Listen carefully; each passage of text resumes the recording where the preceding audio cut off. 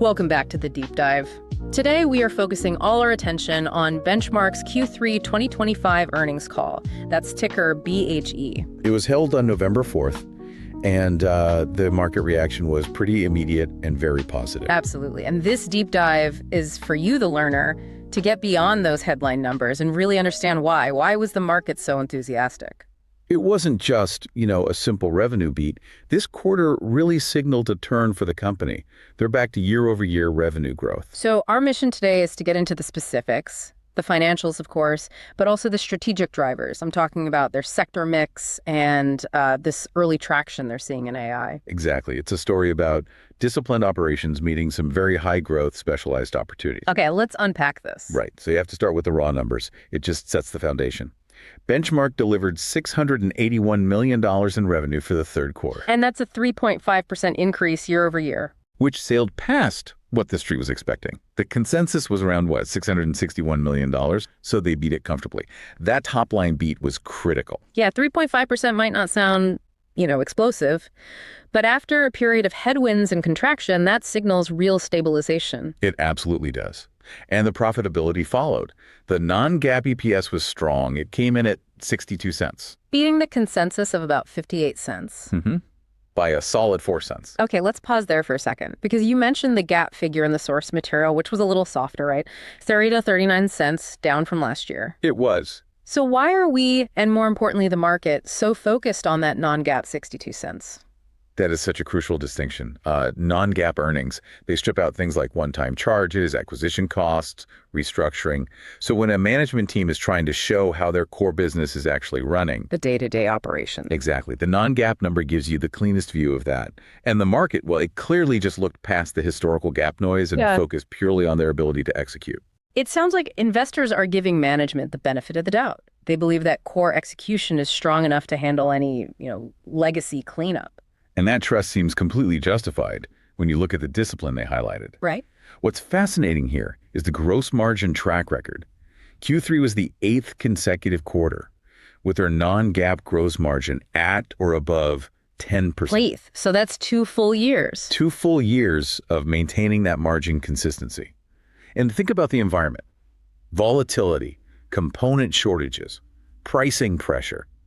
It really points to genuine operational efficiency. In pricing power, it suggests they're winning sticky contracts. But beyond the margins, the cash flow story was just as compelling. Oh, absolutely. They generated $25 million in free cash flow in Q3 alone. But the real indicator of their skill was the working capital improvement. You're talking about the cash conversion cycle. Exactly. The time it takes to turn inventory into actual cash. They dropped it significantly down to 77 days. 77 days. For people who track manufacturing, just how big of a deal is that reduction? It's massive. They cut the cycle by 13 days from last year and 8 days just from last quarter. Wow. They are turning inventory and generating cash so much faster. That's a multi-year record for them. And it tells you exactly how hard they're working to streamline everything while still ramping revenue. It's a textbook operational win. It really is. And their capital playbook seems very conservative, which kind of plays into the bigger story later. Indeed. They have a really robust cash balance, $286 million. And their leverage ratio is incredibly low at just 0.22 times. So this is not a company that's scraping by, that's dry powder. A lot of dry powder. They're returning capital, $10 million in buybacks, the dividend, but they have massive capacity for future strategic moves. That low leverage is a great safety net. Okay, let's move from the operational foundation to the growth engine, because here's where it gets really interesting. We know semi-cap is soft. So where is the new revenue actually coming from? That's where the diversification strategy really shines. That $681 million in revenue, the mix showed remarkable strength outside of the cyclical areas. Okay, break that down for us. Semi-cap was 27%, industrial was 22%, and then you had both aerospace and defense and medical at a strong 19% each. And the rest was AC&C at 13%. Let's just define AC&C for the learner. Right. Automotive, communications, and computing. And while that segment was down year over year, it's actually the area that holds the key to the future story. Okay, but before we get to the future, let's talk about the performers that are providing the cash flow today. Medical and A&D. Yes, both are providing the insulation. Medical was up a terrific 18% year over year. Management feels they have, completely turned the corner there as customer inventory issues have normalized. And there was a specific anecdote, right, about a win that helped supercharge that segment? There was. The CCO highlighted a competitive lift and shift win. For anyone who's not familiar, a typical new program can take like 18 months to ramp up to full volume. Right, a long time. A very long time. A lift and shift means they took an existing high-volume program from a competitor and moved it in-house. It massively accelerates the time to revenue. It suggests they're actively taking market share. Taking share is always a great sign. Then you have A&D, which was even stronger, up 26% year over year. That sounds pretty broad-based. It is. You have strong defense demand, stable commercial air markets. That's the base. But the really impressive ramp is in the satellite and space subsector. Okay. Management noted, too, and I'm quoting here, very substantial manufacturing wins in Q3 in that area. This exposure to highly specialized, non-cyclical space components is proving invaluable. Okay, so now let's pivot back to AC&C. Down year over year, but strong sequential growth. Yeah. This is tied to the big future story. AI infrastructure. Absolutely. Management has much better visibility now. They see a return to YoY growth in AC&C, specifically because of the traction they're getting in early ramp programs for enterprise AI. And critically, liquid cooling solutions. Critically, liquid cooling. And this is where we need to extract the core insight here. Benchmark isn't trying to fight the giant hyperscalers like an Amazon or a Google. They're targeting a very specific niche. Correct. They are focused on sovereign AI and enterprise AI opportunities. These are not your standard cloud guys. They're servicing specialized, high-performance computing platforms, often for governments or large industrial companies. Which naturally need the kind of high-value liquid cooling they provide. Exactly. And they confirmed 2 specific, large AI-related programs are starting to ramp in Q4. This gives them stickier contracts and, frankly, lower competition. That focus on specialized engineering is key. Okay, but let's address the elephant in the room, semicap. The necessary antithesis, yeah. Near-term demand is still soft. It was down 1% YoY, which is exactly what everyone expected. Due to industry headwinds, China restrictions, the usual suspects. Right. The cyclical recovery is just taking longer. But the crucial part is the forward guidance. After talking to customers at Semicon, management said they're seeing signs of strengthening, and they see a potential reacceleration in the second half of 2026. Because the second half of 26, that's the light at the end of the tunnel. It is. And they're putting their money where their mouth is. They're still investing in precision machining in Malaysia, which is a key region for future semicap components. They're positioning for the upswing. Okay, so let's put this all together. Let's connect this back to the investor reaction. The stock surged 8.6% the next day. The market is clearly looking past the current semicap softness. It is. It's buying the strategic narrative. A narrative that promises accelerated earnings growth down the line. Yes. If we connect this to the bigger picture, the thesis is really 2 parts. You have current resilience and you have future leverage. Resilience from medical and A&D. Exactly. That's the stable cash flow.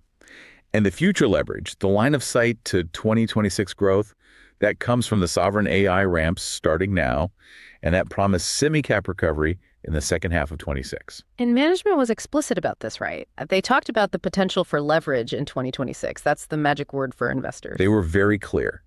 They said as fundamentals improve, that incremental growth in 2026 will allow the model to demonstrate leverage, which means earnings should grow faster than revenue. So if you're guiding for, say, mid-single-digit revenue growth, but promising faster earnings growth, you're telling the market your cost structure is fixed, your margins are solid, and all that new revenue is dropping straight to the bottom line.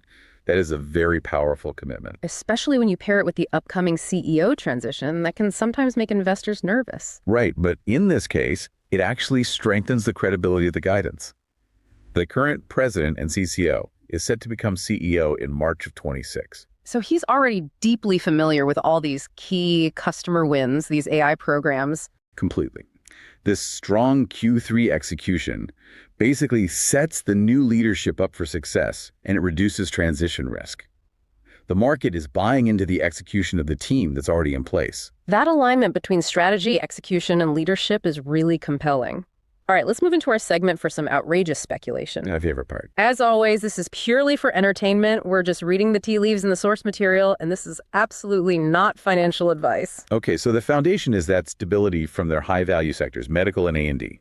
That provides consistent cash. And you couple that with that tiny 0.22x leverage ratio. And you have significant untapped capital. Now, the semi-cap recovery in 2026, that's kind of a consensus trade. But benchmark's near-term AI ramp, that's the real differentiator. So resilience today, differentiated growth starting this quarter, and huge balance sheet optionality. What's the outrageous trade? The trade isn't on the stock today. It's structured via long-dated call options expiring in, say, early 2027. We are betting on the maximum outcome of that 2026 earnings acceleration theme. Why the long expiration date? Why not sooner? Because the core bet is on the confluence of two things. Yeah. First, the two AI programs successfully ramping up. And second, that predicted second half 2026 semi-cap inflection. Creating a multiplier effect on earning. A massive, nonlinear multiplier effect. Right. This allows EPS to grow much, much faster than the revenue guidance implies. And the low leverage, that's the hidden catalyst. That's so. They could easily do a strategic cash-funded acquisition in medtech or A&D, a space where they're already winning those lift and shift deals. An acquisition like that would instantly upgrade their mix and pull the entire 2026 acceleration thesis forward. The call options capture that delayed exponential potential. That is an aggressive, but I have to say, plausible way to play it. Okay, to bring it back for the learner. We saw strong Q3 execution, 2 straight years of consistent gross margin, and these strategic AI wins providing real insulation from the semi-cap cycle. And that operational efficiency, that record 77-day cash conversion cycle, that gives the incoming CEO a perfect foundation to execute their promised leverage thesis in 2026. It sets the stage perfectly. Okay, for a final provocative thought. Management explicitly mention high-performance computing contracts that last into 2027. And there's this clear focus on sovereign and specialized enterprise AI, which tend to be large multi-year contracts. So you should really consider just how much of this company's future revenue visibility is now locked up. That kind of sticky, long-term contracted revenue could protect them from normal commercial volatility far better than a lot of their peers. A great point to reflect on as we track their Q4 guidance. Thank you for joining us on this deep dive.